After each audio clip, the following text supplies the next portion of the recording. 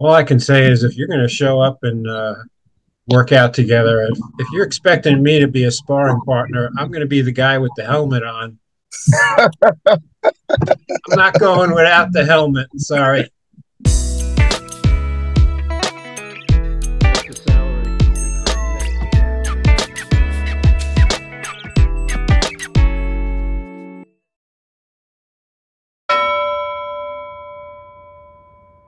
We want to get to the discipline that's needed uh, in order to participate in this particular sport, and how it's related to life in general.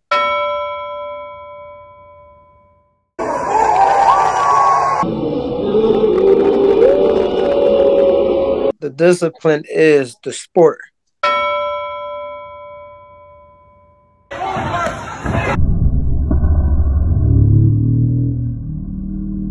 Because it does show a sign of lack of discipline. We got a lot to talk about, and I want to get this last introduction in. We got Malik from North Philly. Not only is Malik a former boxer, but he is a current farmer with the Chester Housing Authority. Malik. I'm not sure how former he is. He's been fighting I'm gonna correct him, Steve. Don't worry, I'm gonna correct him. Okay, good. You ain't never, you might be a former champion or a former military, but I'm still a fighter. I tell all them guys in my neighborhood, I'm still a fighter. Mm-hmm.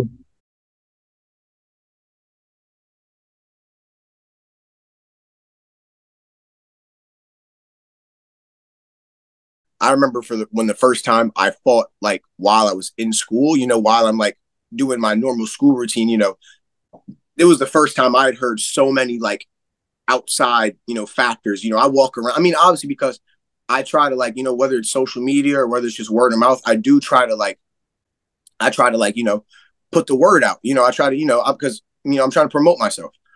So I'm not, I'm never afraid to let anybody know if I have a fight coming up.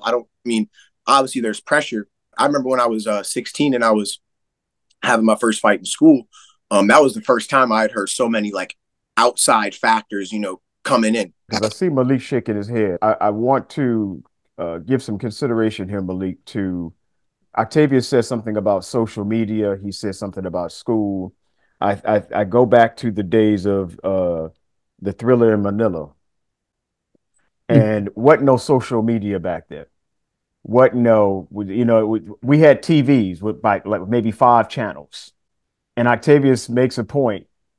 When you could actually watch this, you ain't have to do a pay-per-view. Wasn't no such thing as a pay-per-view back then. If you could wherever Howard Cosell was, Steve, is where the fight was. And and Octavius is talking about all of the distractions, and social media can play a mind game on a fighter. When you look at social media, Malik, from your standpoint, what you remember, how could you imagine social media distracting a fighter of today in a way that it didn't distract a fighter when you were stepping into the ring?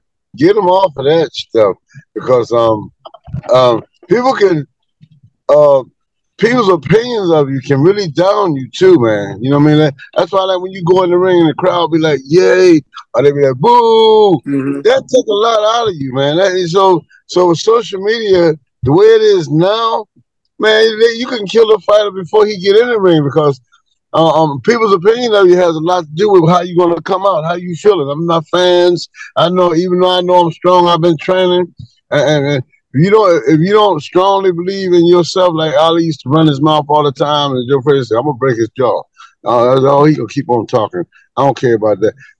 Nowadays with social media can really wreck you. In any endeavor where you're going to become successful, and you need to fully dedicate yourself to it, you need to understand how to filter out all the regular life pressures that we all deal with, but that may turn out to be more negatively impactful on this particular endeavor, because this involves a lot of hours. Everyone's got an opinion, everyone's got a suggestion. even if they never did what you did, oh, this is what you should do. This Yep. is what you should eat, Yep. or this is when you should train, or this is when you probably should take time off for your regular job. No, you have to figure it out yourself. Mm-hmm. Those people don't got a clue. And no one knows your body better than you.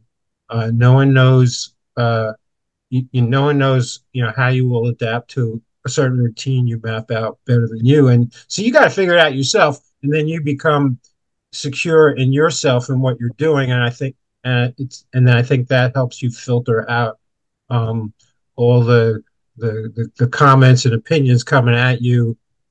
As Malik aptly pointed out, some of them are actually designed to bring you down.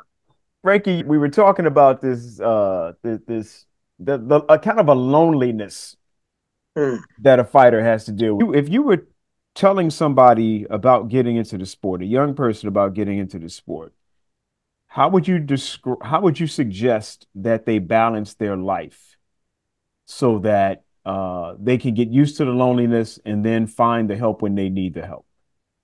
The loneliness, it comes with the game. The coaches know, hey, leave Frankie alone. Frankie needs some time. He going to the gym. He running. He hitting the bag. They allow me to have my loneliness time. And then we all come together as a unit and we all break it down as well. But, the mindset of it all, you got 1%, you got the 5%ers, you got the 10%, and then they go straight to the 90%. I don't consider myself an average person, so I don't even that side over there. I'm not saying I'm better than anybody, but I'm on this side, and I don't hop from this side to that side. I'm over here, and I'm going forward. So, Frankie, I'm gonna want you to meet my son Octavius soon, man.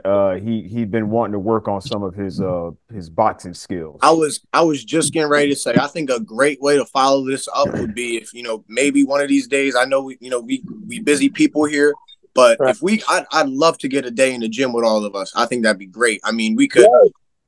That's a good idea. I was thinking I wouldn't want to be the one to push that, but that would be. I would love to come in and peek at y'all guys and maybe show y'all guys I still got it too. Yeah, sports discipline translates over to the real world too. We were just talking with a group of local business people the other day about preparedness, and not just showing up and saying, you like to work hard. You got to show up and show you really were prepared in advance, because that's going to tell the story, not not just what's coming out of your mouth. So all I can say is if you're going to show up and work out together, if you're expecting me to be a sparring partner, I'm going to be the guy with the helmet on. I'm not going without the helmet. Sorry.